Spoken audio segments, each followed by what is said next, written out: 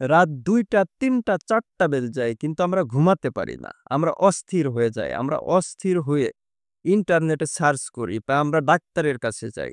সেইখানে গেলে বা সার্চ করলে আমরা জানতে পারি যে ঘুম না আসার কিছু কারণ। যে কারণগুলোর মধ্যে রয়েছে ডিপ্রেশন, হরমোনের ব্যালেন্স ঠিক নেই। এইরকম কিছু কারণ তারা আমাদের বলে দেয় এবং তারা কিছু সমাধানও বলে দেয়, হয়তো ওষুধ দেয়।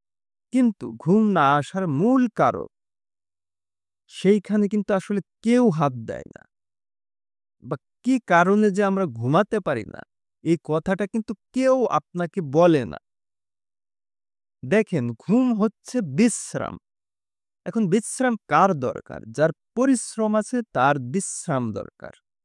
যে মানুষটা পরিশ্রম করে তার দরকার হচ্ছে বিশ্রাম, আর তার ঘুম অবধারিতভাবে আসবে।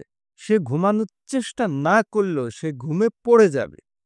কিন্তু যেই মানুষটা পরিশ্রম করে না, যার ঘাম ঝরে না, যে কাজ করতে, করতে হাঁপায় ওঠে না, সে যত চেষ্টা করুক, কোনো প্রকারেই তার ঘুম আসা আদৌ সম্ভব না।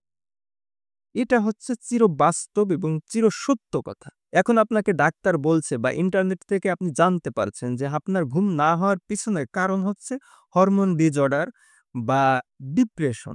এখন এইগুলো কেন সৃষ্টি হয়েছে?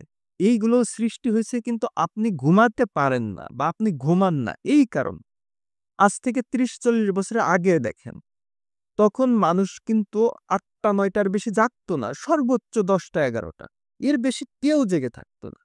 কিন্তু তাদের তখন আসলে কেন ঘুম আসতো? তাদের ঘুম আসতো কারণ তারা কায়িক শ্রম দিত। তারা পরিশ্রম করত। পরিশ্রম করত বলেই তাদের আপনা আপনি ঘুম আসতো। এখন মানুষ আসলে পরিশ্রম করে না বা পরিশ্রম করার দরকার হয় না। তখনকার দিনে বাচ্চারাও মাঠে যেয়ে খেলাধুলা করত। মাঠে যেয়ে খেলাধুলা করলে তারা ক্লান্ত হতো, তারা ঘেমে যেত, তাদের পরিশ্রম হতো, সুতরাং তারাও ঘুমায় যেত। কিন্তু এখন বাচ্চাদেরও ঘুম আসে না। বাচ্চারাও ১টা-২টা পর্যন্ত জেগে থাকে। জেগে থাকে কেন? তাদের আসলে কোনো পরিশ্রম নেই। তারা ছোট্ট একটা অ্যাপার্টমেন্টের ভিতরে বসবাস করতেছে। তারা কোথাও যেতে পারতেছে না। অথবা গ্রাম অঞ্চলে হলেও বাচ্চাদের হাতে বা ইয়াং ছেলেপেলের হাতে দেখা যাচ্ছে যে ফোন। তারা ভিডিও গেম খেলতেছে। তারা এখন আর মাঠে যেয়ে ক্রিকেট, ফুটবল, দাড়িয়াবান্ধা বা গুল্লাছুট খেলতেছে না। সুতরাং তাদের পরিশ্রম হচ্ছে না। এখন আপনি যদি এই সুখের শান্তিতে বসবাস করতে চান, আপনি যদি পরিশ্রম না করাকে সুখ শান্তি মনে করেন, তাহলে আসলে আপনার এই ঘুমকে বিসর্জন দিতে হবে। আর আপনি যদি পরিশ্রম করেন, আপনি শত চেষ্টা করলেও জেগে থাকতে পারবেন না। কোনো প্রকারেই আপনি জেগে থাকতে পারবেন না। আর আপনি যদি পরিশ্রম না করেন, তাহলে ওষুধ কোনো কিছুতেই আপনার ঘুম আসবে না। কোনো প্রকারেই আপনি ঘুমাতে পারবেন না। এটা হচ্ছে বাস্তবতা। এই বাস্তবতা আপনাকে মেনে নিতে হবে। এখন আপনি যদি বলেন যে, "আমি তো শহুরে জীবনে থাকি, আমার টেক্সট জব, আমার তো পরিশ্রম নেই। আমি কিভাবে পরিশ্রম করব?" তাহলে আপনাকে এই ঘুম বিসর্জন দিতেই হবে। আর ঘুম যদি আনতে হয়, তাহলে আপনার ডেস্ক জব হইলেও আপনি অফিসে জব করলেও আপনাকে জিমে যাইতে হবে, আপনাকে দৌড়াইতে হবে, আপনাকে দীর্ঘ পথ হাঁটতে হবে। আপনি যদি ঘামেন, আপনি যদি ক্লান্ত বোধ করেন, আপনি যদি পরিশ্রান্ত হন, তখন আপনার বিশ্রামের দরকার। তখন আপনার শরীর বিশ্রাম চাইবে। আর তখন আপনি না চাইলেও আপনার ঘুম আসবে। আর আপনি যদি না ঘুমায় থাকতে চান, তখন আপনার কষ্ট হবে। না ঘুমায় আপনি থাকতে পারবেন না। আর আপনি যদি পরিশ্রম না করেন, তাহলে আসলে ঘুম কোনো প্রকারেই আনা সম্ভব না। আপনি হয়তো ওষুধ খাইবেন বা কোনো একটা প্র্যাকটিস বা কোনো কিছু দিয়ে ২-১ দিন ঘুমাতে পারেন। তারপরে দেখবেন যে আবার ঘুম কোথা থেকে কোথায় চলে গেল। এটা হবেই। তাহলে সৃষ্টিকর্তা আমাদের যে জন্য সৃষ্টি করছে, যেভাবে সৃষ্টি করছে, আমাদেরকে যে কাজ করার ক্ষমতা দিছে, আমরা যদি সেই কাজ না করি, আমরা যদি ক্লান্ত বোধ না করি, আমরা যদি এই অদ্ভুত এক কৃত্রিম সিস্টেমের ভিতর বসবাস করি, যেখানে আসলে পরিশ্রম করার দরকার নেই, তাহলে আমাদের ঘুম আসলে আসবে না। আপনি দেখেন লক্ষ, লক্ষ বছর ধরে মানুষ যেভাবে টিকে ছিল, তাদের কিন্তু আসলে মডার্ন কোনো ব্যবস্থাই ছিল না।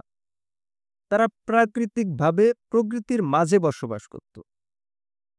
এবং প্রকৃতির মাঝে প্রাকৃতিকভাবে বসবাস করতে গেলে প্রতিটা মানুষেরই পরিশ্রম অবধারিত করা লাগে। আর যে পরিশ্রম করে সেই ঘুমায়। যে পরিশ্রম করে না সে ঘুমাইতে পারে না। আপনার এই ডিপ্রেশন বা হরমোনের ব্যালেন্স ঠিক নেই বা এটা নেই, সেটা নেই, এ করতে হবে, তা করতে হবে। এই কোনো কিছুতে ভাই আসলে ঘুম সম্ভব না। কোনো প্রকারেই সম্ভব না। আর ঘুম না হওয়ার কারণেও কিন্তু এই সমস্যাগুলো হয়। সুতরাং আমরা একটা লুপের ভিতর পড়ে গেছি। যেইখান থেকে আসলে আমরা মানে মানসিকভাবেই উঠে আসতে পারতেছি না। আমরা বুঝতে পারতেছি না যে আমরা কোথায় আছি। আপনাকে বুঝতে হবে সৃষ্টিকর্তা আপনাকে কি জন্য সৃষ্টি করছেন? আপনাকে পরিশ্রম করার জন্য সৃষ্টি করছেন। আপনাকে জঙ্গলে বাস করার জন্য সৃষ্টি করছেন, আপনাকে গুহায় বাস করার জন্য সৃষ্টি করছেন, আপনাকে নদী সাঁতরে পার হওয়ার জন্য সৃষ্টি করেছেন। আপনাকে বিলাসিতা করার জন্য সে সৃষ্টি করেননি। সুতরাং আপনাকে সৃষ্টির মর্মটা বুঝতে হবে।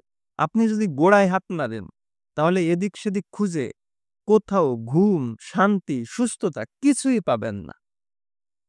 সুতরাং গোড়ার সন্ধান করেন, ভালো থাকবেন, সুস্থ থাকবেন, ঘুমও আসবে, সবকিছু ঠিক হয়ে যাবে। আর পরিশ্রম না করলে সবকিছু ব্যর্থ। পরিশ্রম বলতে কম্পিউটারের সামনে বসে থাকা না। পরিশ্রম মানে শারীরিক পরিশ্রম। ধন্যবাদ।